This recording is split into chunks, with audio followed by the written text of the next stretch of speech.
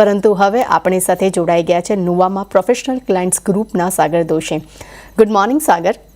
સાગર, માર્કેટની અગર વાત કરીએ અત્યારે ગ્લોબલના કોઈ સંકેતો અત્યારે માર્કેટ પર કામ નથી કરી રહ્યા, માત્ર ને માત્ર એક જ છે ચૂંટણી. નો ડાઉટ એક્ઝિટ પોલ આવવાનું છે 1 જૂનના અને 4થના આપણને ફાઇનલ રિઝલ્ટ આપણને જાણવા મળશે. અને બીજી એક વસ્તુ અગત્યની છે કે આવતીકાલે મે સિરીઝનો છેલ્લો દિવસ પણ છે. એટલે ઓવરઓલ માર્કેટની અગર વાત કરીએ છીએ તો અગર હું માર્કેટના અગર ડેટા પર નજર કરું છું તો ખૂબ જ ઇન્ટરેસ્ટિંગ ડેટા પણ જોવા મળ્યા છે કે ચૂંટણીનો જે પહેલો તબક્કોથી લઈને અત્યાર સુધીના અગર આપણે આઉટકમની વાત કરીએ તો નિફ્ટીએ 4%, સેન્સેક્સે પણ લગભગ 4%, નિફ્ટી બેન્કે લગભગ 4.5%ના પોઝિટિવ રિટર્ન્સ આપ્યા છે. અને સૌથી ઇમ્પોર્ટન્ટ મિડ કેપની અગર વાત કરશું તો લગભગ આપણને 7%ના પોઝિટિવ રિટર્ન્સ આપણને ખાલી આ એક તબક્કામાં ફર્સ્ટ તબક્કાથી લઈને અત્યાર સુધીમાં આપણને આ પોઝિટિવ રિટર્ન્સ આપણને જોવા મળ્યા છે. અપ એન્ડ ડાઉન્સ આપણે માર્કેટમાં ખૂબ જ જોયું છે. અને અગર ગઈકાલની વાત કરી લઈએ તો ગઈકાલે માર્કેટે પોતાના બધા જ સાયકોલોજીકલ લેવલ્સ છે એને બ્રેક કર્યા છે. અને જેમાં ખાસ કરીને શરૂઆત રિયલ એસ્ટેટ ઇન્ડસ્ટ્રીએ કરી છે અને ત્યારબાદ બેંક અને સરકારી કંપનીઓએ.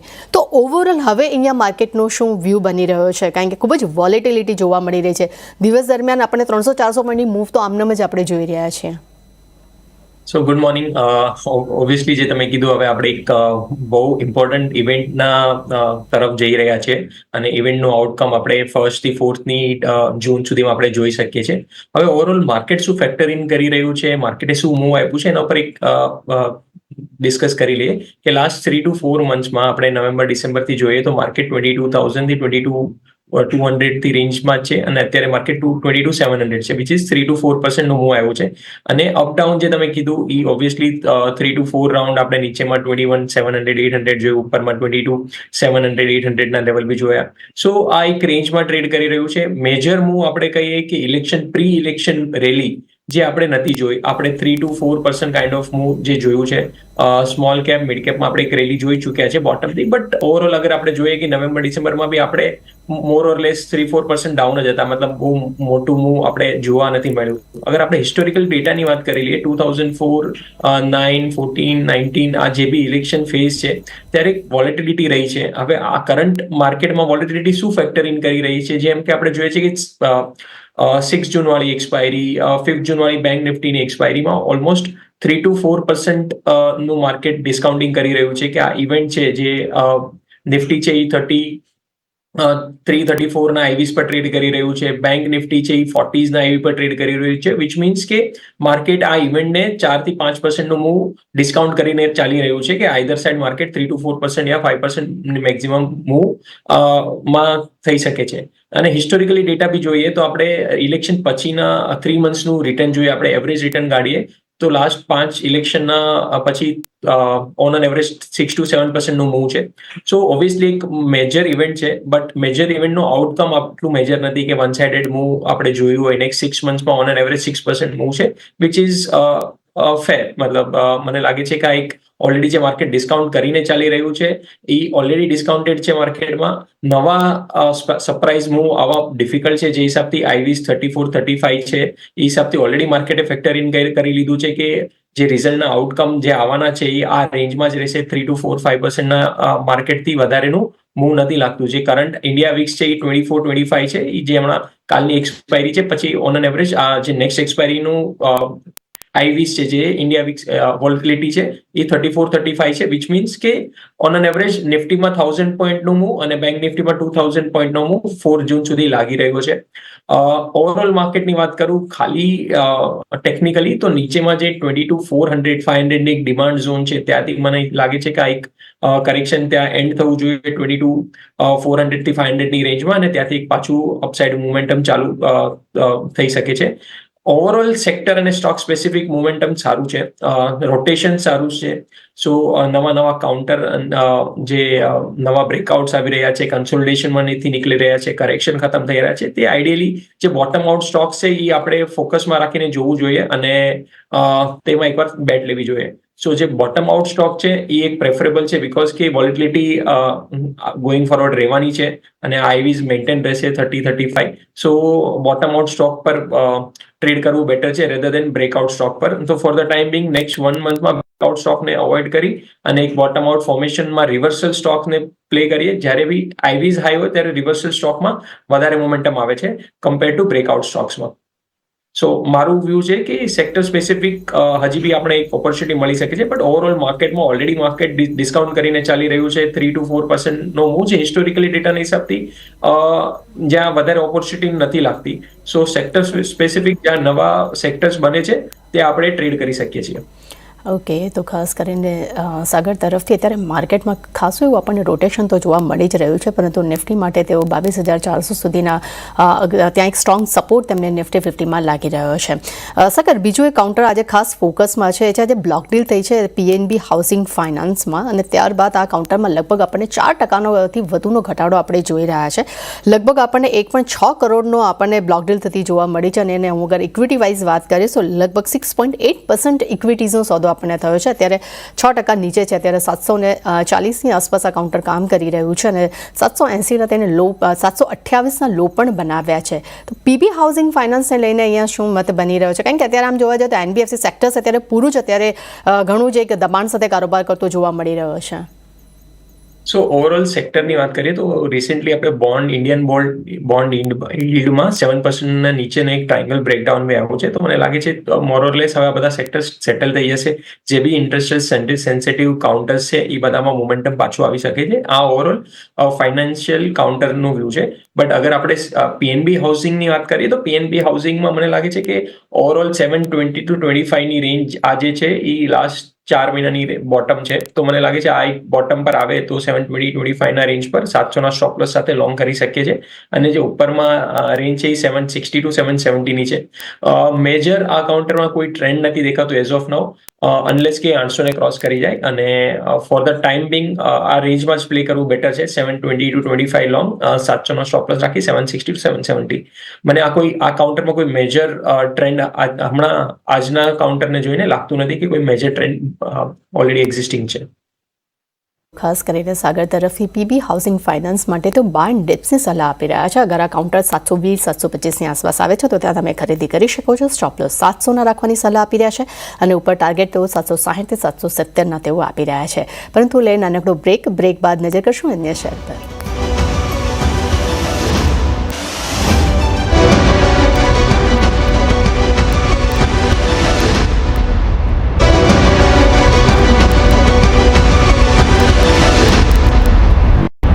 બ્રેક બાદ ફરી સ્વાગત છે, અને સાગર દોશી આપણી સાથે જોડાયેલા છે. સાગર, નેક્સ્ટ કાઉન્ટર જેના પર આજે ખાસ નજર છે એબી ફેશન. નો ડાઉટ રિઝલ્ટ્સ આવ્યા છે, ખૂબ જ સારા રિઝલ્ટ્સ આપણને આવતા જોવા મળ્યા છે. ઓવરઓલ કંપનીની અગર વાત કરીએ છીએ તો પરફોર્મન્સની અગર આપણે વાત કરીએ છીએ તો એક મહિનામાં લગભગ આપણને 6%ના પોઝિટિવ રિટર્ન્સ પણ આપણને એબી ફેશન પાસેથી જોવા મળ્યા છે. તે સાથે જ કંપનીએ ઘણા બધા નવા સ્ટોર્સ પણ ઓપન કર્યા છે. મેનેજમેન્ટ તરફથી પણ આપણને ઘણી સારી એવી કમેન્ટ્રી પણ જોવા મળી હતી લાસ્ટ વીક. પણ હવે અત્યારે એબી ફેશનમાં અહીંયા કોઈ વ્યૂ બની રહ્યો છે? કારણ કે ઘણો બધો ચાલી ચૂક્યો છે, અને અગર હું મંથલી વગર વાત કરું છું રિટર્ન્સની, તો રિટર્ન્સ મેં કીધા કે તમને બહુ સારા 6%ના રિટર્ન્સ અને યરલી 24%ના રિટર્ન્સ આપ્યા છે. તો એબી ફેશન માટે શું વ્યૂ? સો ઓવરઓલ આ કાઉન્ટર આપણે જોઈએ તો લાસ્ટ 2022થી લાસ્ટ 1.5 યરથી અંડર પરફોર્મ કરી રહ્યું હતું. જે આપણે ઉપરમાં 360ના લેવલ જોયા હતા, અને પછી નીચેમાં આપણે 180 સુધીનું એક કરેક્શન જોયું હતું. હવે એક રિસેન્ટ નવી રેલી સ્ટાર્ટ થઈ છે. ઓવરઓલ પોર્ટફોલિયો માટે આ સ્ટોક મને લાગી રહ્યો છે કે સારું એવું ગ્રોથ સ્ટોરી, જે હિસાબથી ચાર્ટ પેટર્ન બની છે મંથલીમાં, લાગે છે કે એક ગ્રોથ સ્ટોરી 400+ જઈ શકે છે. શોર્ટ ટર્મ માટે આ કાઉન્ટરને 270-275ના રેન્જ પર બાઇંગ કરીને હોલ્ડ રાખી શકીએ છીએ. ને જે સ્ટોપ લોસ રાખવાનો છે આ કાઉન્ટરમાં એ 245નો પોઝિશનલ સ્ટોપ લોસ છે, અને ઉપરમાં આપણે 400+ના. બટ આ એક પોર્ટફોલિયો સ્ટોક છે. શોર્ટ ટર્મ ટ્રેડિંગ ઓપોર્ચ્યુનિટી હમણાં મને નથી લાગતી. જ્યાં સુધી 270-275ની રેન્જમાં આવે છે ત્યારે એક અટેમ્પ્ટ કરી શકીએ છીએ શોર્ટ ટર્મ ટ્રેડિંગ માટે. બટ ઓવરઓલ આ કાઉન્ટર પોર્ટફોલિયો માટે જેના પાસે લોંગ છે એ હોલ્ડ રાખીને ચાલી શકે છે. ઓકે, તો સાગર તરફથી જેમની પાસે પણ એબી ફેશન છે તે હોલ્ડ રાખી શકે છે, અને અગર તમારે નવી બાઇંગ કરવી છે તો તમારે 275ની આસપાસ અગર કાઉન્ટર આવે છે તે તમે ખરીદી કરી શકો છો. સ્ટોપ લોસ 245ના, અને ઉપર ટાર્ગેટ તેઓ લાંબા ગાળા માટે 400ના તેઓ આપી રહ્યા છે. સાગર, નેક્સ્ટ કાઉન્ટર આજે ખાસ મારા ફોકસમાં છે, જે મિડકેપનો ટોપ ગેનર્સ જ કહીશું આપણે, પેટીએમ. આજે 5%ની અપર સર્કિટ પણ આપણને જોવા મળી રહી છે.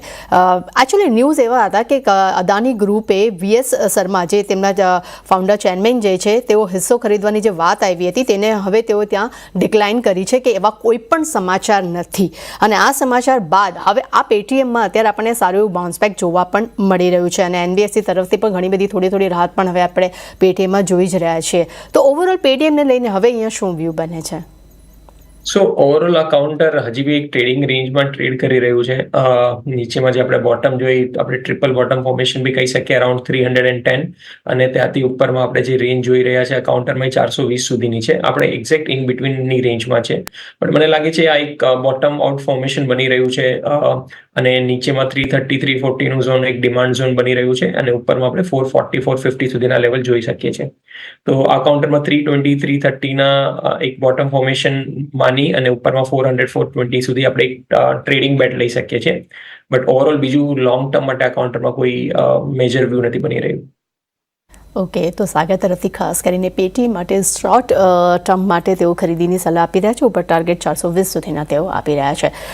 સાગર, નેક્સ્ટ કાઉન્ટર જેના પર આજે નજર છે એ પણ રિઝલ્ટ્સ જ આઉટકમ થયા છે. રાઇટ્સ પર નજર કરી લઈએ. આમ પણ સરકારી બધી જ કંપનીઓએ ખૂબ જ શાનદાર પરફોર્મન્સ આપ્યા છે. લગભગ એમ કહી શકાય કે 5 મહિનામાં 5 ગણા રિટર્ન્સ, ડબલ રિટર્ન્સ આપણને જોવા મળ્યા છે.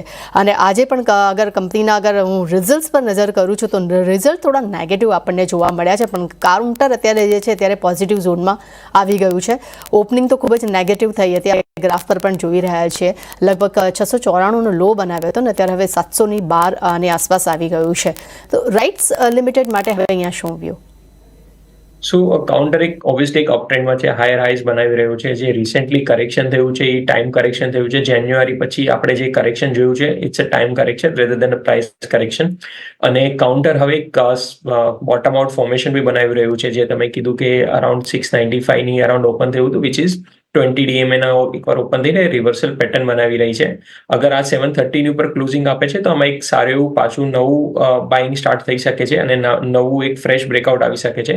તો એક 730ના ક્લોઝિંગ પર 695નો જે આજનો લો છે એનો સ્ટોપ લોસ રાખીને ઉપરમાં 850 સુધીના ટાર્ગેટ એકવાર બની શકે છે. તો આઈડિયલી 730ના ક્લોઝ માટે વેઇટ કરવું જોઈએ અને પછી 850ના ટાર્ગેટ માટે હોલ્ડ રાખી શકીએ છીએ. ઓકે, તો ખાસ કરીને સાગર તરફથી રાઇટ્સ અગર ક્લોઝિંગમાં 730ની ઉપર અગર આ કાઉન્ટર આપણને જોવા મળે છે તો ત્યાં ખરીદી કરી શકાય છે. સ્ટોપ લોસ 695 જે આજનો લો છે અને ઉપર ટાર્ગેટ તેઓ 850 સુધીના આપી રહ્યા છે.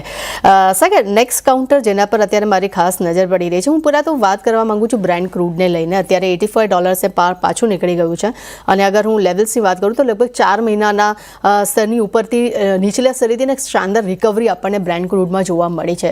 નો ડાઉટ જેને કારણે કરીને અત્યારે હવે માર્કેટ પર પણ એનું પણ ક્યાંક ને ક્યાંક ડેફિનેટલી એક ઇફેક્ટ જોવા મળ્યું છે. પરંતુ ખાસ કરીને ONGC, ઓઇલ ઇન્ડિયા જેવી કંપનીઓ છે તેના પર આપનો શું વ્યૂ બની રહ્યો છે હવે? સો ઓવરઓલ ONGC અને ઓઇલ ઇન્ડિયા એક સારું એવું મોમેન્ટમ પકડીને અગર આપણે જોઈએ લાસ્ટ 2 વર્ષના રિટર્ન તો એક અમેઝિંગ રિટર્ન બંને કાઉન્ટર આપ્યા છે. કરન્ટલી બંને કાઉન્ટર એક કન્સોલિડેશન રેન્જમાં ચાલે છે. સ્પેશિયલી ONGC લાસ્ટ જાન્યુઆરીમાં જે હાઈ બન્યા હતા 270 280 ત્યાં ઈ જ લેવલ પર ટ્રેડ કરી રહ્યું છે અને નીચેમાં જે બોટમ આઉટ ફોર્મેશન બનાવી રહ્યું છે એ અરાઉન્ડ 250ના એકદમ ટાઈટ રેન્જમાં આપણે જોઈએ તો ONGC ટ્રેડ કરી રહ્યું છે. ફર્ધર આમાં એક 280નું બ્રેકઆઉટ છે. જે નવા બ્રેકઆઉટ 280ની ઉપર આવે છે તો 270નો સ્ટોપ લોસ રાખીને આપણે ઉપરમાં 350 સુધીના ટાર્ગેટ જોઈ શકીએ છીએ. ઓવરઓલ કાઉન્ટરમાં મને લાગે છે પોઝિશનલી જેના પાસે બી લોંગ છે તો એ લોંગ પકડીને ચાલી શકે છે અને જેના પાસે નવા ફ્રેશ પોર્ટફોલિયો લોંગ બનાવવા છે અરાઉન્ડ 255 260ના રેન્જ પર આવે તો એકવાર પોર્ટફોલિયો માટે 400 450ના લેવલ આમાં જોઈ શકીએ છીએ. ઓઇલ ઇન્ડિયામાં અગર આપણે જોઈએ તો ઓઇલ ઇન્ડિયામાં રિસેન્ટલી કરન્ટલી ઓલમોસ્ટ 52 વીક હાઈના લેવલ પર ટ્રેડ કરી રહ્યું છે. જે 52 વીક હાઈ બનાવ્યા છે એ ગઈકાલે 675ના લેવલ પર બનાવેલા છે. કરન્ટલી 645ના લેવલ પર ટ્રેડ કરી રહ્યું છે. આમાં બી એક 110ની એક બોટમ આઉટ ફોર્મેશન છે. ઓવરઓલ કાઉન્ટરે સારું એવું રિટર્ન આપ્યું છે. પ્રોબ્લી આજે આ કન્સોલિડેશન કન્ટિન્યુ થઈ શકે છે અને જે ઉપરમાં ટાર્ગેટ આવી રહ્યા છે એ અરાઉન્ડ 900 સુધીના આવી રહ્યા છે. સો 600ની અરાઉન્ડ આવે તો એક કાઉન્ટરને લોંગ કરીને ચાલવું જોઈએ અને જેના પાસે લોંગ છે એ ઓબ્વિયસલી કન્ટિન્યુ હોલ્ડ કરી શકે છે અને ઉપરમાં 900 સુધીના લેવલ જોઈ શકે છે. ઓકે, તો સાગર તરફથી બે કાઉન્ટર છે. શરૂઆત આપણે ઓએનજીસીથી કરીએ તો ઓએનજીસીમાં ખાસ કરીને જેમની પાસે પોઝિશન છે તે હોલ્ડ રાખી શકે છે. ઉપર ટાર્ગેટ તેઓ 350 સુધીના આપી રહ્યા છે. અને નીચે બીજી તરફ અગર બીજા કાઉન્ટરની વાત કરીએ છીએ તે છે ઓઇલ ઇન્ડિયા, જેમાં જેમની પાસે પોઝિશન છે તે હોલ્ડ રાખી શકે છે. નવી પોઝિશન લેવી હોય તો 610 સુધી આવે છે, તો તમે ખરીદી કરી શકો છો. અને ઉપર ટાર્ગેટ તેઓ 900 સુધીના આપી રહ્યા છે. પરંતુ લઈ નાનકડો બ્રેક બાદ નજર કરશું સાગરના ટ્રેડિંગ કોલ્સ પર.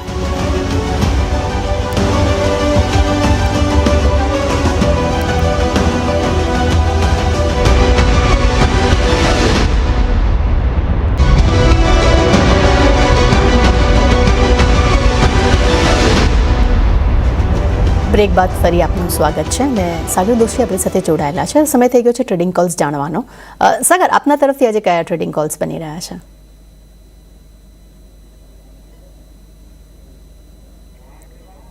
સાગર, તમારે અનમ્યુટ કરવું પડશે. જે ફર્સ્ટ ટ્રેડિંગ કોલ છે એ ગુજરાત ગેસ છે, જે કરન્ટલી 555 ના લેવલ પર ટ્રેડ કરી રહ્યું છે. જે આમાં ટાર્ગેટ બની રહ્યા છે ઉપરમાં 610 સુધીના બની રહ્યા છે. અગર આપણે કાઉન્ટરની પેટર્ન જોઈએ તો એક ટ્રાયંગલર પેટર્નમાંથી બ્રેકઆઉટ આવી રહ્યું છે અને બ્રેકઆઉટનું લેવલ 560 ના લેવલ પર છે. પણ મને લાગે છે કે જે હિસાબથી ફોર્મેશન થઈ રહ્યું છે એ હિસાબથી આ બ્રેકઆઉટ લાઇકલી છે ને ઉપરમાં 610 સુધીના ટાર્ગેટ જોવા મળે છે. ઓવરઓલ આ સેક્ટરમાં આઈજીએલનું બી આપણે કાઉન્ટર જોઈએ તો ગઈકાલના દિવસે એમાં સારું એવું મોમેન્ટમ હતું અને એમાં બી એક સારું એવું બ્રેકઆઉટ આવ્યું છે. એ જોઈને લાગે છે કે ગુજરાત ગેસ એક સારું રિસ્ક રિવોર્ડ સાથે પ્લેસ છે.